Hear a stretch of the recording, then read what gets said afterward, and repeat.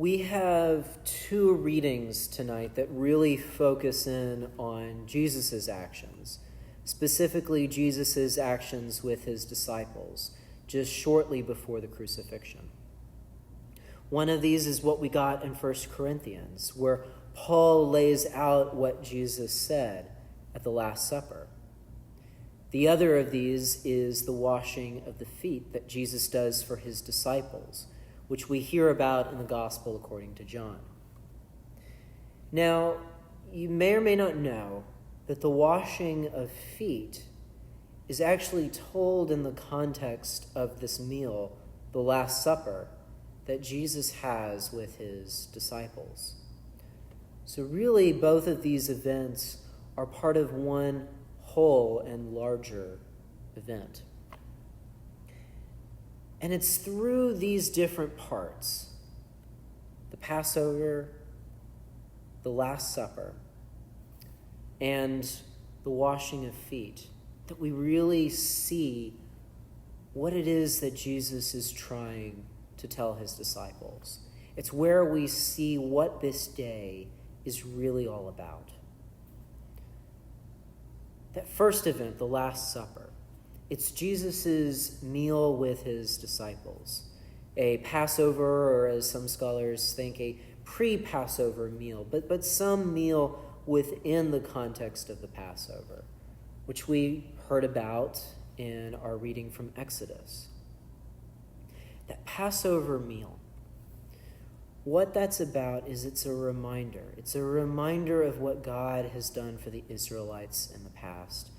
It's a reminder of back in Moses' day, when the last of the plagues was coming through, that wiped out all the firstborn sons of the Egyptians. As we heard in our reading, the Israelites were commanded to take a lamb, and to take that lamb, to slaughter it, to eat it, and to lay the blood out over the doorpost, so that the angel of death would pass over that house. That lamb was a sacrifice to help preserve the people's lives. Jesus, too, is a sacrificial lamb for us, so that we might preserve our lives.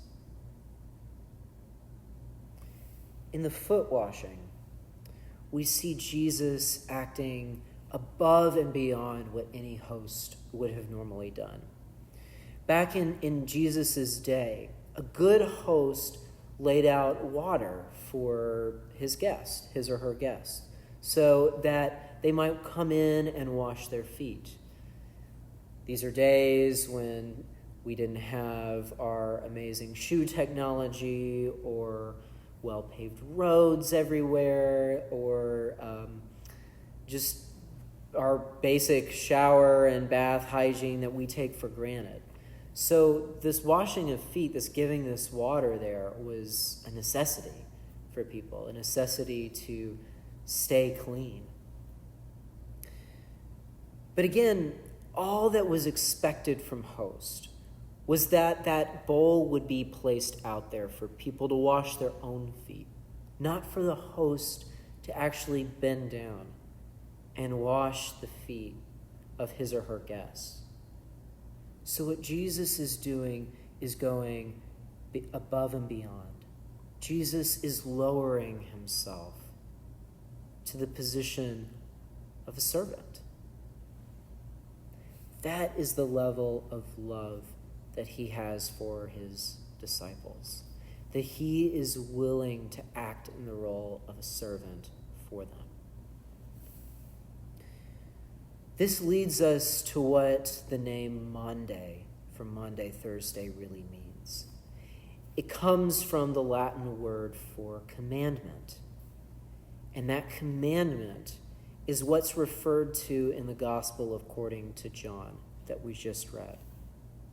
It's when Jesus says, "I give you a new commandment, that you love one another.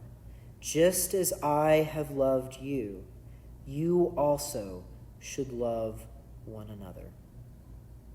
The kind of love that Jesus is showing is present both in the Last Supper and in the washing of feet. Jesus' love is one that he is willing to sacrifice his own life to save those of all of us. Jesus' love also reaches out and is willing to be a servant, to do the most uncomfortable thing that one could possibly do. To do that thing that only the lowest of servants would do. That's the kind of love Jesus has for us. This life that we live is an uncertain one. We do not know what is going to happen.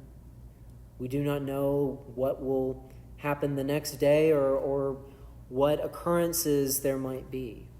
We can't always plan for everything, nor should we. Having the love of Jesus means not so much that we are ready for whatever may befall us or befall those that we love, but it means being there. It means being present with others. It means lowering ourselves to the form of a servant, even if we have to. It means making sacrifices, even those that might be uncomfortable to us, even those that might completely uproot our daily life, even those that might leave us bored or uncomfortable or feeling all sorts of things.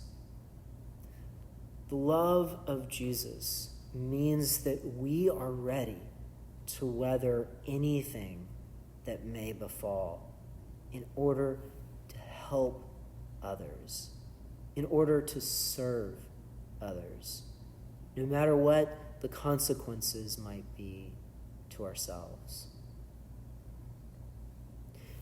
This day of Maundy, Thursday is all about the Lord's Supper and the washing of feet together. It's about those two events and the love that they show, the love of Jesus for us, the love that we, in turn, are called to show to others. So my question for you, the question I leave you with on this holy day, is what are you ready to do to show that love, that same love that Jesus has for you, for others?